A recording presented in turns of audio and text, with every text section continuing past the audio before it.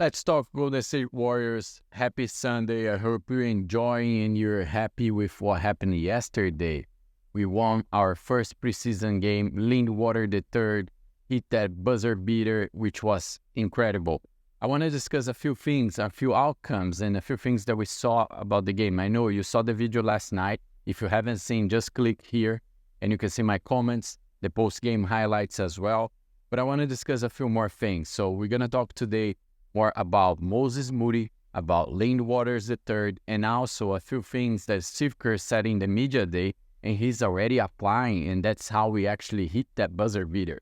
So before we go on, please subscribe. We're heading to 8,000 members here, 8,000 subscribers. I really appreciate your support, so click that button. Let's talk about the game then, right? Preseason game, obviously, when the post-game interview, Steve Kerr said he still expects the guys to get better. He also addressed the point that I made here last night about the Warriors having a really lower percentage in three-point shooting, which is obviously is a concern if that carries on. But as I said in the video, he also emphasized that guys will get better. They will get more selective, addressing and shooting in better moments. I think there's a lot of also, as I said, people trying to show and step up. But really, who stepped up last night was Moody and Lindy III. So I think the game was great for them, and it's great for the Warriors. Remember, the Warriors decided for this season, at least to start the first half, they would invest in depth.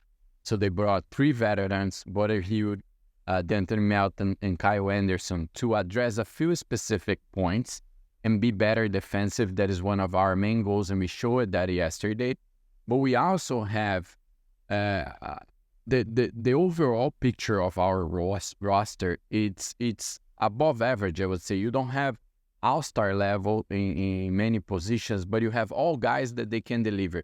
And why that is interesting, right? So compared to yesterday, before preseason game yesterday, no one was expecting that the 2 guys that would step up the most and show up the most would be Moody and Lindy III, right?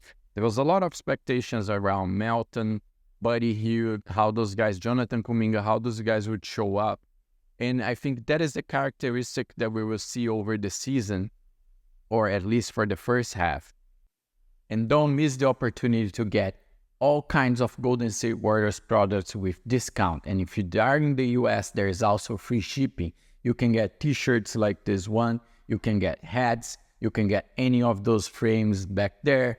Anything of the Golden State Warriors you will find there, and they are all official products. Just use the link, buy it, and you can get amazing discounts. Is that when you have this roster that is a depth, on and off, you will see different guys, like they will shine in different games, because usually those guys, they're good. What lacks on them compared to an all-star is that when you get a Stephen Curry, when he had a bad night, it's 1 in 20, 1 in 30. In general, you know that guy will step up there and deliver at least like a 20 points, 25 points. When you have those guys, it doesn't mean that they are not good. They're good, but they oscillate too much. So when you have a lot of them, it means that in one game you might see Kyle Anderson stepping up, and the other one Buddy Hield, and the other one Moody. So we're going to have this rotation, which is great for the Warriors and make it difficult for the defenders, because you never know like who is having a night, who is actually the one that will show up. Imagine that you are the opposite team, right? You know that you need to step there, and you need something special for Stephen Curry because he's a different guy. But all the other ones, you know that they're good, but you know who is going to be hot on that specific night. So that's something that the Warriors are bringing, and they can confuse a lot of teams and can be the power of the Warriors in this beginning.